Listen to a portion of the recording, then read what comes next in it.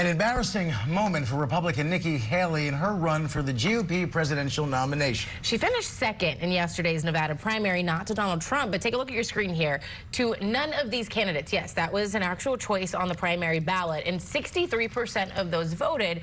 More than 42,000 people picked it. That's compared to the 31% who went for Haley. In Nevada's Democratic primary, President Biden cruised to an easy victory yesterday, pulling in around 90% of the vote. White House correspondent Serena Marshall joins us now with more on all of this. Good morning, Serena. Good morning, you guys. And she ran virtually unopposed, was technically declared the winner because she was the only candidate to walk away with the most number of votes. But still, Nikki Haley with that embarrassing defeat, not to Donald Trump, as we said, but to none of these candidates. An option on that Nevada primary ballot for voters to prove their displeasure with the candidate options that they are given. And it was a push by some in the state, including the governor, to mark that box instead of one for the candidates in order to send a message to Nikki Haley to drop out of the race. Even former President Trump, after that loss, she lost by double digits, nearly double the amount voting, taking that route to mark none of the above, over voting for Nikki Haley. Donald Trump taking to Truth Social, writing a bad night for Nikki Haley, losing by almost 30 points in Nevada to none of these candidates.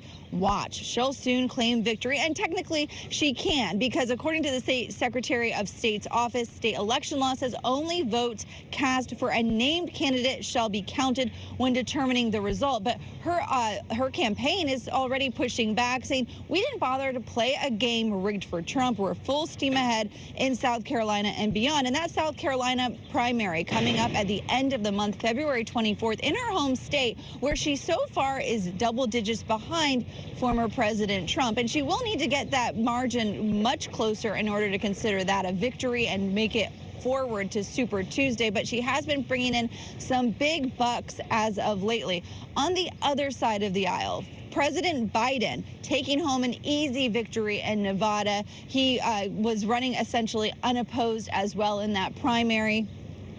And in that state, Rep. Dean Phillips, the only real congressional candidate, other candidate on the Democratic side for that long shot bid to the White House, not on the ballot because he failed to apply to be on the ballot. But in a statement from the president, he thanked the voters of Nevada and said that there are union workers and immigrant families that showed America we leave nobody behind. He also called out former President Trump as he really is pushing this towards a general election matchup between the two, and writing, former President Trump is trying to divide us, not unite us, drag us back into the past. The DNC, though, using Nevada as an example of a strong coalition coming out for President Biden. They face some weak poll numbers, really, when it comes to that coalition that propelled him to the White House in 2020, specifically among Black and Latino voters. The DNC, writing in a statement, early vote data estimates indicate that voters of color make up a third of Democratic ballots cast in Clark County, the state's most populous county. Numbers they claim are on par with the 2020